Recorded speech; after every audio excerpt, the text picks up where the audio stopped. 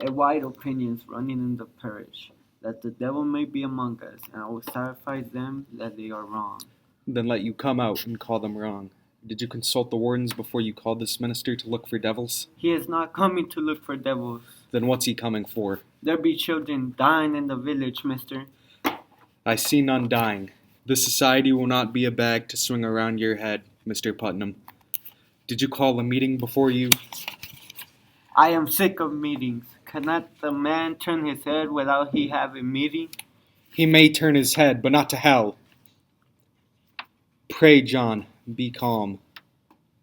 Mr. Paris, I think you'd best send Reverend Hale back as soon as he come. This will set us all to arguing again in this society, and we thought to have peace this year. I think we ought to rely on the doctor now in good prayer. Rebecca, the doctor's bashful. If so he is, then let us go to God for this cause of it. There's prodigious danger in the seeking of loose spirits. I fear it. I fear it. Let us rather blame ourselves and... How may we blame ourselves? I am one of 9 sons. The permanent seed have peopled this province. And yet I have but 1 children left of 8, and now she trembles. I cannot fathom that. But I must. You think it's God's work you should never lose a child nor a grandchild either, and I bury all but 1? There are wheels within wheels in this village, and fires within fires. When River Hell comes, you will proceed to look for signs of witchcraft here. You cannot command, Mr. Paris. We vote by name in this society, not by acreage. I never heard you worried so on this society, Mr. Proctor. I do not think I saw you at Sabbath meeting since snow flew. I have trouble enough without I come 5 miles to hear him preach only hellfire and bloody damnation. Take it to heart, Mr. Paris. There are many others who stay away from church these days because you hardly ever mention God anymore. Why, that's a drastic charge. It's somewhat true. There are many that quail to bring their children. I do not preach for children, Rebecca. It is not the children who are unmindful of their obligations toward this ministry. Are there really those unmindful? I should say the better half of Salem Village. And more than that, where is my wood? My contract provides. I be supplied with all my firewood. I am waiting since November for a stick, and even in November, I had to show my frostbitten hands like some London beggar. You were allowed £6 a year to buy your wood, Mr. Paris. I regard that £6 as part of my salary. I am paid little enough without I spend £6 on firewood. 60 plus 6 for your firewood. The salary is £66, Mr. Proctor. I am not some preaching farmer with a book under my arm. I am a graduate of Harvard College. Aye, and well instructed in arithmetic. Mr. Curry, you will look far for a man of my kind at £60 a year. I am not used to this poverty. I left a thrifty business in the Parvalos to serve the Lord.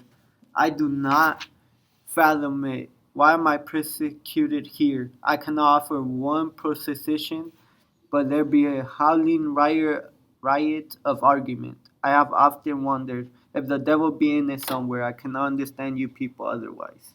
Mr. Paris, you were the first minister ever did demand the deed to this house. Man, don't a minister deserve a house to live in? To live in, yes, but to ask ownership is like you shall own the meeting house itself. The last meeting I were at, you spoke so long on deeds and mortgages, I thought it were an auction. I want a mark of confidence, is all. I am your 3rd preacher in 7 years. I do not wish to put out like the cat whenever some measure feels the wind. You people seem not to comprehend that a minister is the Lord's man in the parish. A minister is not to be so lightly crossed and contradicted. Aye. There is either obedience or the church will burn like hell. It's burning. Can you speak 1 minute without we land in hell again? I am sick of hell. It is not for you to say what is good for you to hear. I may speak my heart, I think. What are we, Quakers? We are not Quakers here yet, Mr. Proctor, and you may tell that to your followers. My followers? There is a party in this church. I am not blind. There is a faction and a party. Against you?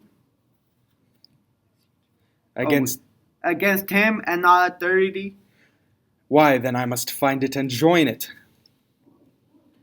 He does not mean that. He confessed it now. I mean it solemnly, Rebecca. I like not the smell of this authority. No, you cannot break charity with your minister. You are another kind, John. Clasp his hand, make your peace. I have a crop to sow and lumber to drag home. What say you, Giles? Let's find the party. He says there's a party. I've changed my opinion of this man, John. Mr. Paris, I beg your pardon. I never thought you had so much iron in you.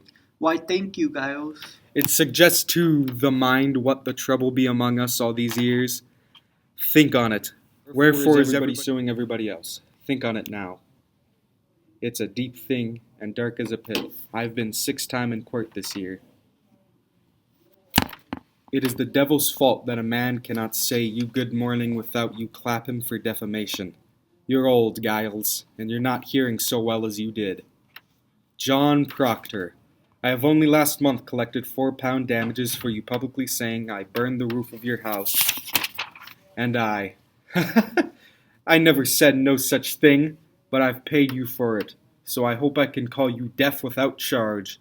Now come along, Giles, and help me drag my lumber home. A moment, Mr. Proctor. What lumber is that you are dragging, if I may ask you?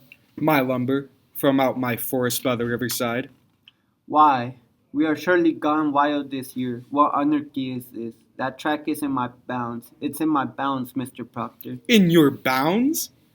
I bought that tract from Goody Nurse's husband 5 months ago. He had no right to sell it. It stands clear in my grandfather's will that all the land between the river and... That's God's truth. He nearly willed away my north pasture, but he knew I'd break his fingers before he'd set his name to it. Let's get your lumber home, John. I feel a sudden will to work coming on. You love one oak of mine, and you will fight to drag it home. Aye, and we'll win too. Putnam, this fool and I, come on. I have my men on you, Curry. I'll clap a ray on you.